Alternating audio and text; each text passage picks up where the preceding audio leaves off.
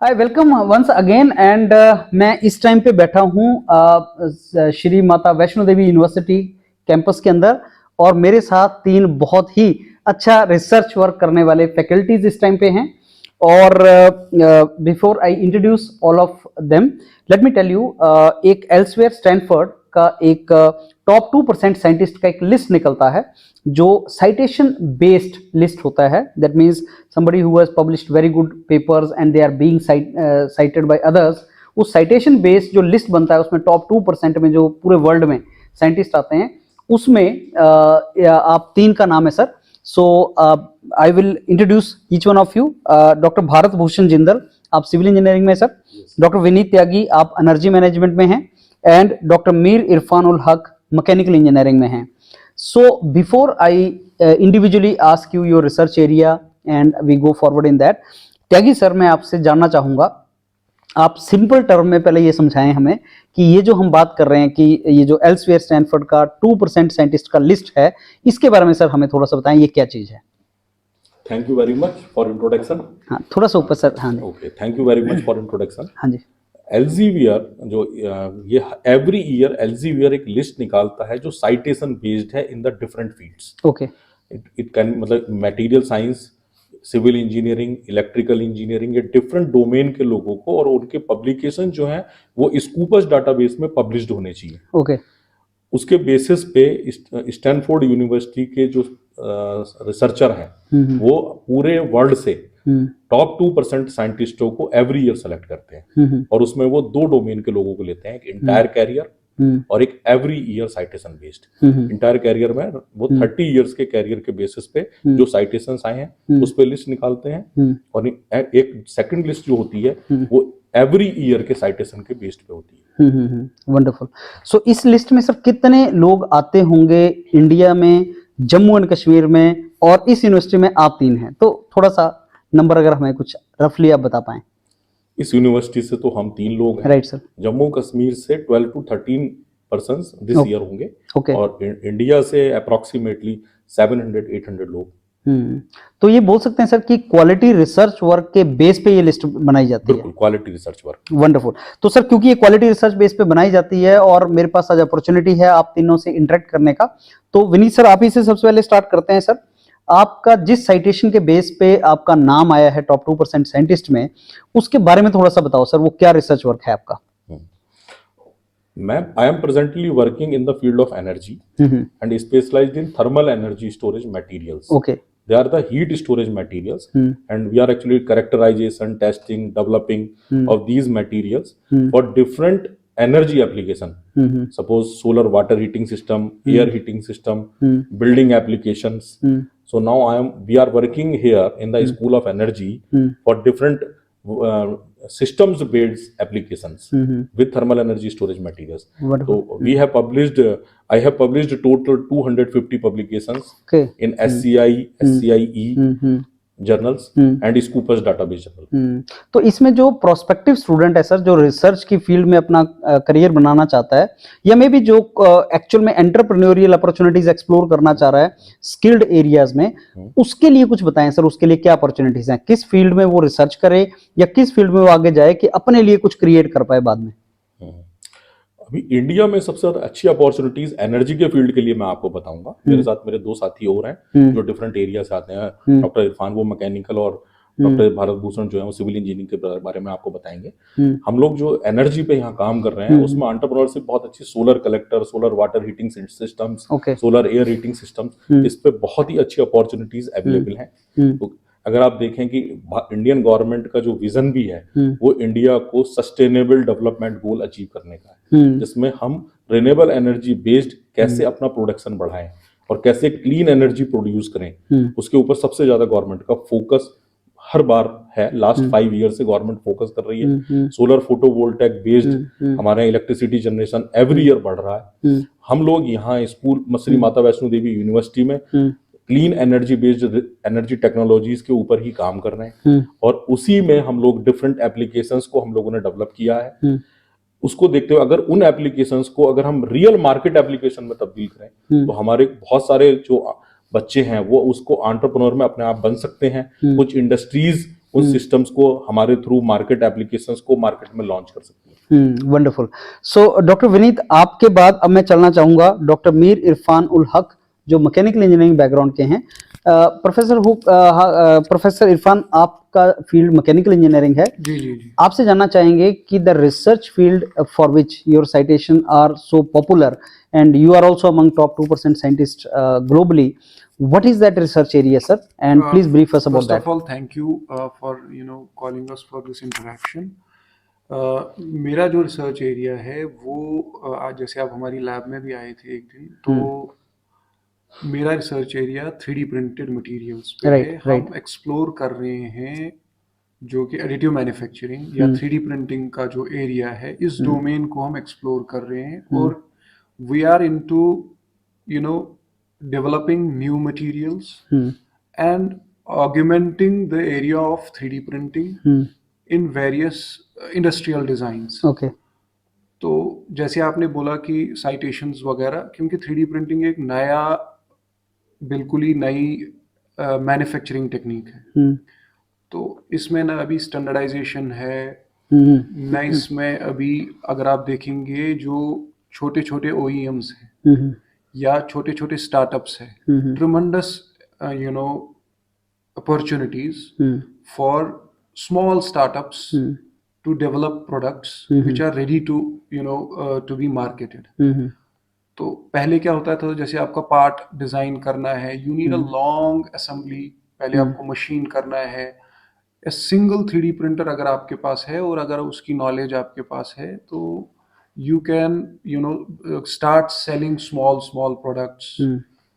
तो हमने एक और डोमेन जो हमने एक्सप्लोर किया, the area of biomimicry. Biomimicry क्या होता है कि सपोज राइट ब्रदर्स ने जब जहाज बनाया था तो उन्होंने बर्ड को देख के जहाज बनाया था, लेकिन वी ऑल बिलीव जो नेचर है, nature is the best designer, but mimicking nature was difficult because suppose आपको मशीन या लेथ मशीन पे एक इंट्रिकेट या कॉम्प्लेक्स पार्ट मैन्युफैक्चर करना है, बहुत डिफिकल्ट था।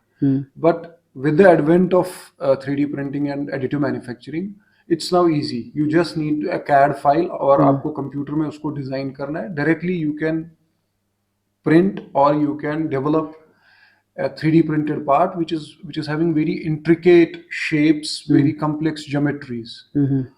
तो हमने उस एरिया को भी एक्सप्लोर कर रहे हैं हम, कि जैसे आपका फर्नीचर है, टिश्यू इंस्पायर्ड, इसमें हम स्ट्रक्चर डालेंगे, हनीकॉम इंस्पायर्ड स्ट्रक्चर्स, ऐसे structures, bamboo inspired structures for tensile compressive loads and other things. तो हम इस एरिया को भी थोड़ा एक्सप्लोर कर रहे हैं, and obviously with the help of our students. It's not my own work, it is the work of our whole group. So doctor Mir, वही क्वेश्चन जो मैंने प्रोफेसर त्यागी से पूछा, since your work is a new domain in mechanical engineering, और जब भी कोई नए हम टेक्नोलॉजी एरिया में काम करते हैं, जो न्यू इनोवेटिव डोमेन्स हैं, उसमें अपॉर्चुनिटीज होती है एंटरप्रेन्योरशिप की, अपॉर्चुनिटी होती है सेल्फ एम्प्लॉयमेंट की, और अगर नेशनल लेवल पे देखा जाए तो अपॉर्चुनिटी होती है सेल्फ रिलायंस की। सो आपसे जानना चाहेंगे कि मैकेनिकल इंजीनियरिंग स्टूडेंट्स के लिए, अगर मैं 3D प्रिंटिंग की बात करता हूं या आपके रिसर्च डोमेन्स की बात करता हूं, what are the entrepreneurial opportunities available to them? जैसे मैंने अभी आपको I told you that this is a new area which is coming up very fast, and if you see the market trends, subtractive manufacturing or conventional manufacturing is going to be replaced by this additive manufacturing. So we'll need workforce which is trained in this domain. So we need to train students and in this area of additive manufacturing. One, two, like I told you that for a small startup he needed very large equipments, tooling, fixtures, jigs, that we don't need, and we don't need any post processing also. So directly from a virtual file we get a physical part. So if you have an idea in your mind, you can just print it within hours. Earlier, you needed a manufacturing facility. A 3D printer costs you 17,000 Indian currency if you are going to at least have a prototype of polymeric parts and something. So with that, I think it is going to, I would say, revolutionize the manufacturing sector, and it has dismantled the old schools, that we need first to design, then we have to manufacture tooling and everything. So in that case, you can say it's a disruptive technology. It's true. So after now, Dr. Irfan, knowing about your research area and opportunities, I'll come to now Bharat Bhushan sir. Bharat Bhushan Jindal sir, you are working in construction management domain. So again, sir, your research area. Actually जो मेरा research area था, आपको पता होगा कि globally जो हम देख रहे हैं कि with the growing population infrastructure demand is increasing. Right sir. Even now अगर हम इंडिया की बात देखें तो हम विकसित भारत की तरफ जा रहे हैं। राइट। तो हमें इंफ्रास्ट्रक्चर बड़ा फास्ट और बड़ा ह्यूज क्वांटिटी में इंफ्रास्ट्रक्चर चाहिए। बट जैसे ही हम इंफ्रास्ट्रक्चर की बात करते हैं तो हमारा बेसिक मटेरियल हो जाता है cement, that mean concrete. Infrastructure में ऑलवेज कंक्रीट इज रिक्वायर्ड। अब जैसे ही कंक्रीट की बात करते हैं तो उसमें सीमेंट आ जाता है। Right sir. तो जब हम सीमेंट मैन्युफैक्चरिंग की बात करते हैं तो तब हमारे लिए कंसर्न हो जाता है हमारा एनवायरनमेंट, पॉल्यूशन एनवायरनमेंट। क्योंकि जब भी आप सीमेंट तैयार कर रहे हो तो कार्बन डाइऑक्साइड रिलीज होती है और एनवायरनमेंट। अब आज हम देख रहे हैं पिछले 3-4 साल से अगर हम जम्मू कश्मीर का एनवायरनमेंट भी देखें तो टोटली चेंज हो गया। That is a very serious threat for us. मेरा रिसर्च का फील्ड इसी के ऊपर बेस था। गुड। कि सीमेंट, और दूसरा आप देखो कि जितने भी power plant, thermal power station develop हो रहे हैं, लग रहे हैं, तो उसमें मतलब बहुत ज्यादा क्वांटिटी में फ्लाई ऐश आ रही है, दैट इज इंडस्ट्रियल वेस्ट।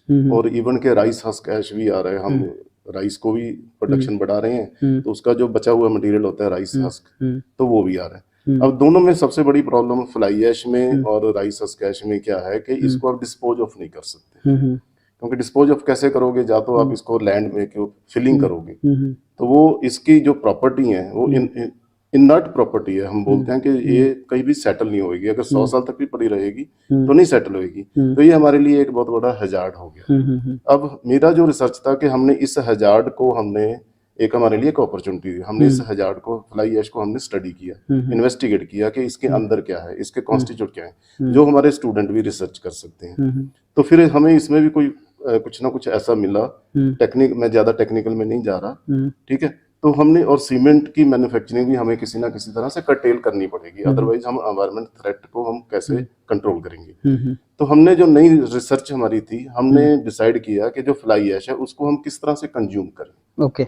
तो मेरा जो स्टडी फील्ड था कि उसमें हमने 100% फ्लाई ऐश यूज की, हमने सीमेंट 0%। ओके। तो सीमेंट को हमने बिल्कुल बाहर निकाल दिया। ओके। तो उसमें हमने ये हमारा केमिकल कंपोजिशन कुछ इस तरह से बनाया, उसका जो नाम दिया गया that is known as geopolymer. Okay. तो geopolymerization is a chemical process.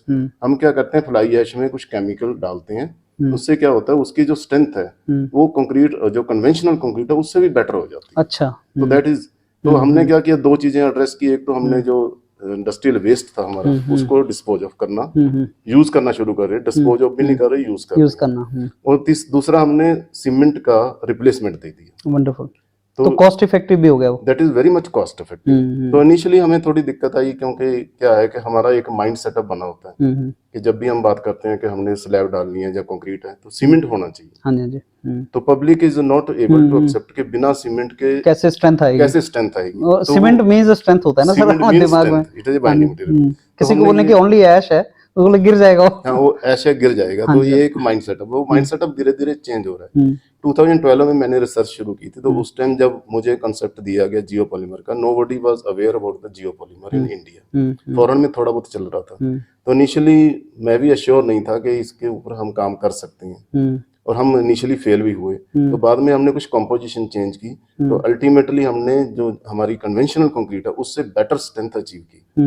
अब जब आपका जो क्वेश्चन है, नेक्स्ट क्वेश्चन आपका यही रहेगा कि अपॉर्चुनिटी क्या है। हाँ एग्जैक्टली सर, क्योंकि ये निशे एरिया है, और मेरा क्वेश्चन ये इसलिए भी रहेगा सर, नॉट ओनली बिकॉज ये न्यू एरिया है, बट ऑल्सो बिकॉज पूरे इंडिया में अगर हम देखें सर, पॉपुलेशन अगर we are the most populated nation, तो कंस्ट्रक्शन तो होना ही है, और ये सेक्टर ऐसा है जो बहुत ज्यादा ग्रो कर भी रहा है और करेगा भी सर। करेगा। तो इसलिए मेरा क्वेश्चन ज्यादा रेलिवेंट है कि बच्चों के लिए या इंजीनियर्स के लिए, सिविल इंजीनियर्स के लिए क्या क्या अपॉर्चुनिटीज ओपन होने वाली हैं? देखो, इंजीनियर, जो मेरा कॉन्सेप्ट है, इंजीनियर का मतलब ये नहीं कि कोई स्टूडेंट है उसके पास डिग्री और वो इंजीनियर बन गया।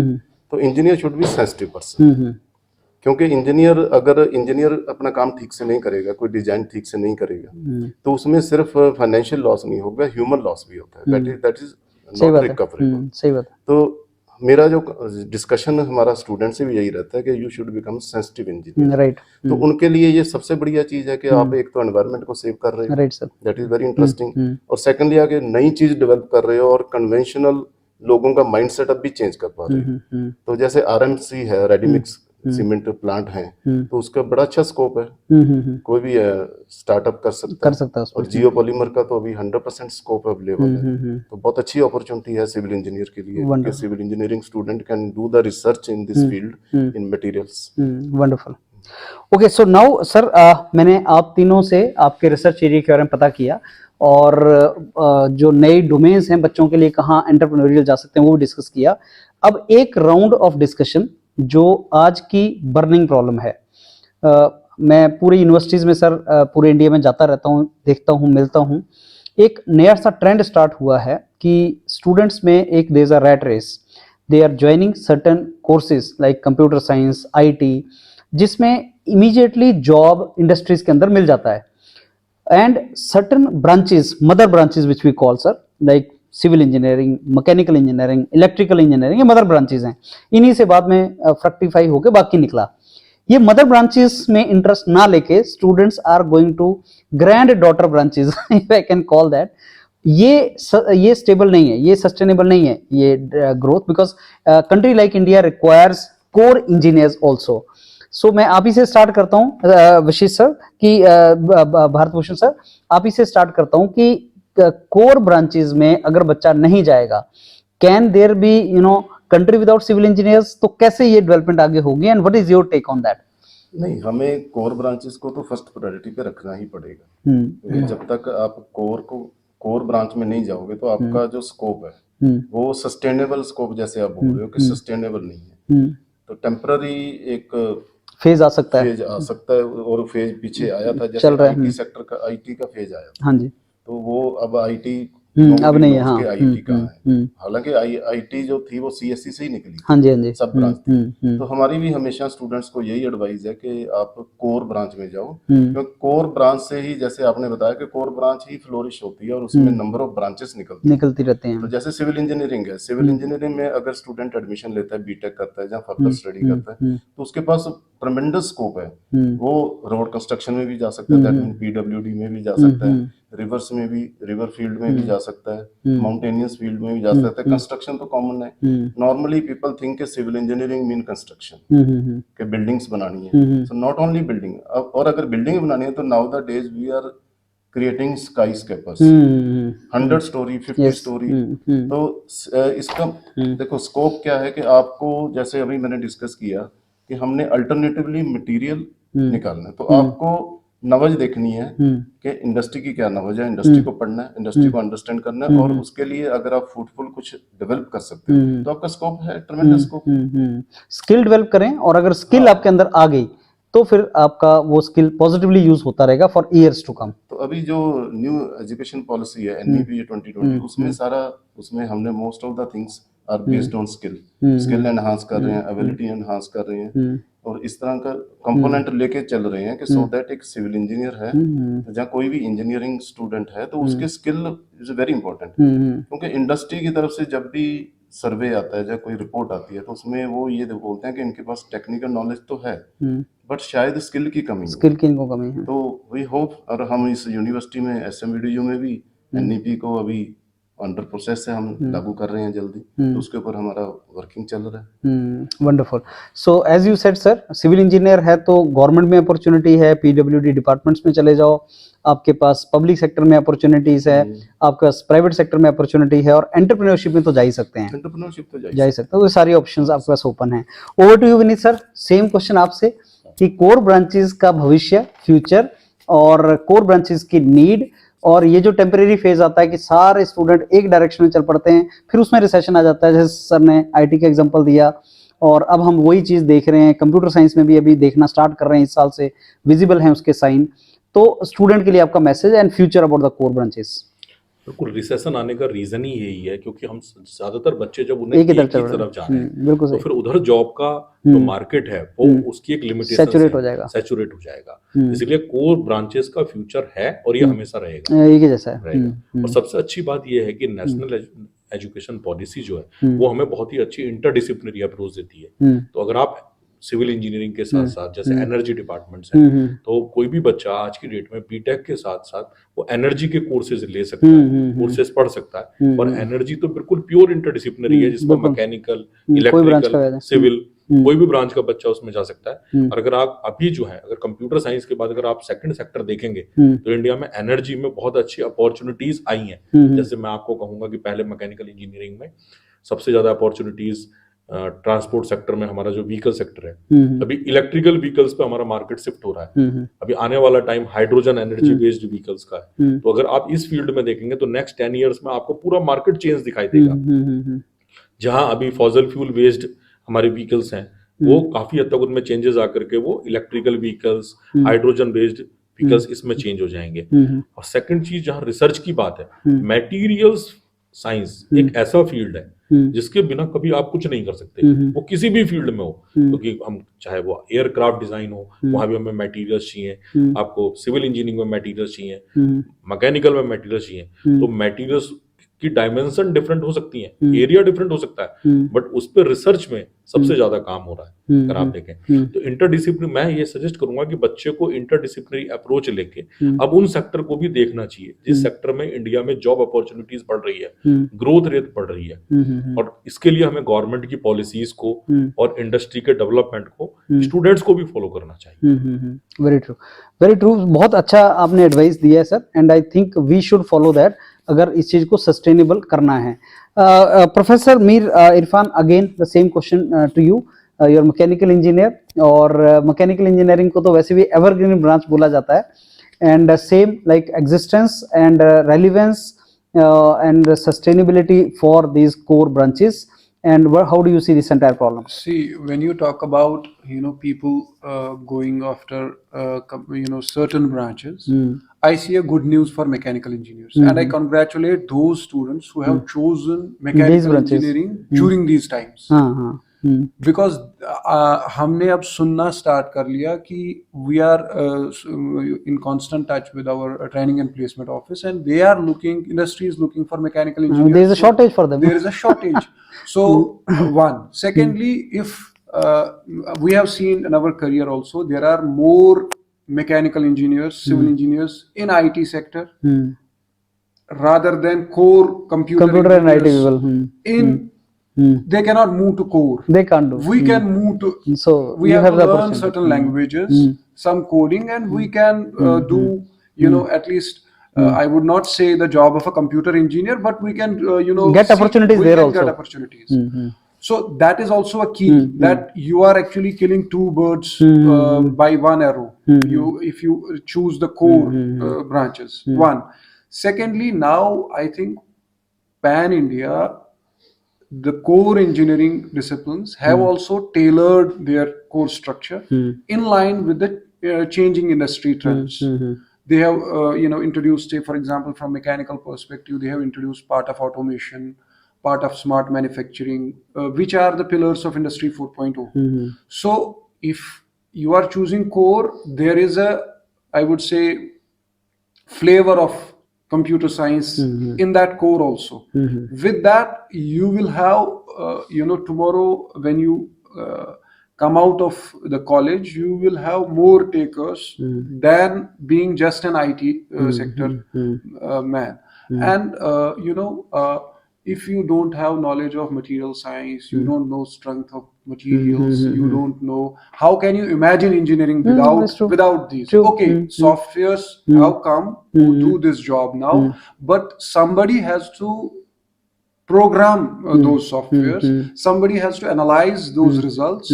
So you cannot imagine engineering without knowing the knowledge of material science, without knowing the thermal sciences, thermal engineering, without Yes. knowing the fundamentals of manufacturing, without knowing the fundamentals of mechanics, even if there are softwares, but again to analyze and to take decisions. I understand it's the time of artificial intelligence and machine learning, but again human interface and human intervention would always remain.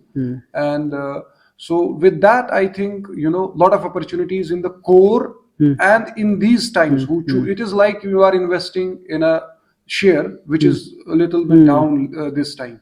So you should purchase that. This is the high time to purchase that share. It's the right time to purchase, because everyone is running the right rat race. This is the right step you will take at this moment to go for core engineering. So very relevant point you gave, Professor Irfan, that if you are mechanical engineer, you can get jobs in IT domain also.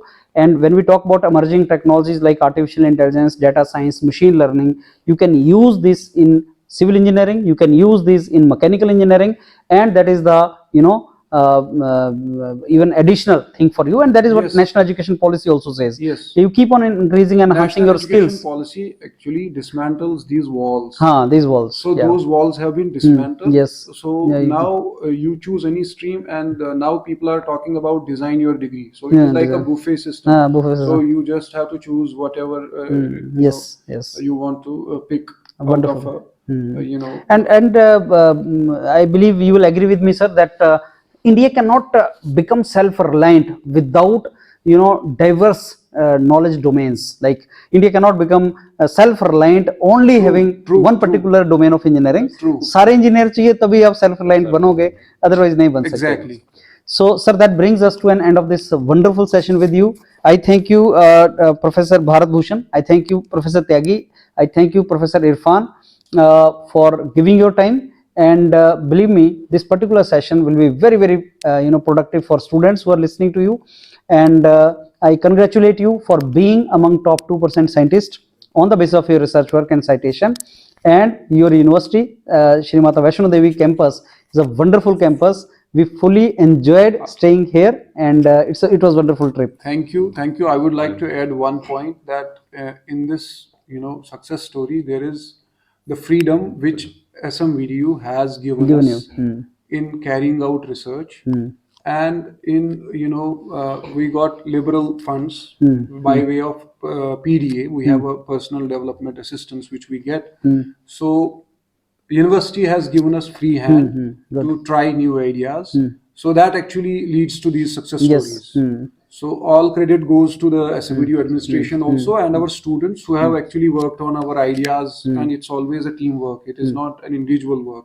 Agree. So that is the message I want to give at the end. I want to add one line that this is a residential campus. Yes. And we are actually free to come anytime And do to 24 research. hours. So this is actually very wonderful features of our university कि हम लोगों को कभी भी आकर के काम करना है, कोई सैटरडे संडे कभी भी कर सकते हैं, और हमारे सबके पास 24 घंटे फैसिलिटी यहाँ काम करने की रहती है. और यूनिवर्सिटी हमारा administration they are very much supportive, and we have very good facilities here. This इसकी वजह से we have achieve this achievement. No doubt. Result तभी आते हैं सर अगर इकोसिस्टम वैसा हो, और यहाँ पे academic eco research ecosystem exist करता है. Thanks a lot gentleman for your time. Thank you. Thank you.